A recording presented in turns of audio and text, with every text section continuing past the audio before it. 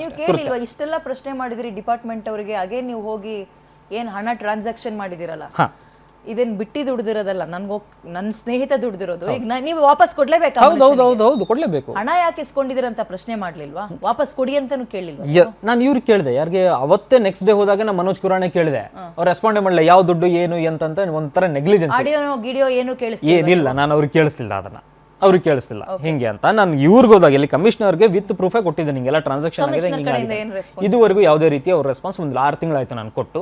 ಅದಾದ್ಮೇಲೆ ಒಂದು ಇವ್ರು ಕೊಡ್ತಾರೆ, ಯಾರು ಸ್ಟೇಷನ್ ಅವರು ಕೊಡ್ತಾರೆ, ಇನ್ಸ್ಪೆಕ್ಟ್ರು ಏನು ಕೊಡ್ತಾರೆ ಅಂತ ಹೇಳಿದ್ರೆ, ಇಲ್ಲ ನಿಮ್ಮ ಹಿಂಗೆ ಆಯುಕ್ತರಲ್ಲಿ ನೀವು ಒಂದು ಇದನ್ನು ಕೊಟ್ಟಿರ್ತೀರಾ ಕಂಪ್ಲೇಂಟು, ಅದನ್ನೆಲ್ಲ ಎನ್ಕ್ವೈರಿ ಮಾಡಿದ್ವಿ.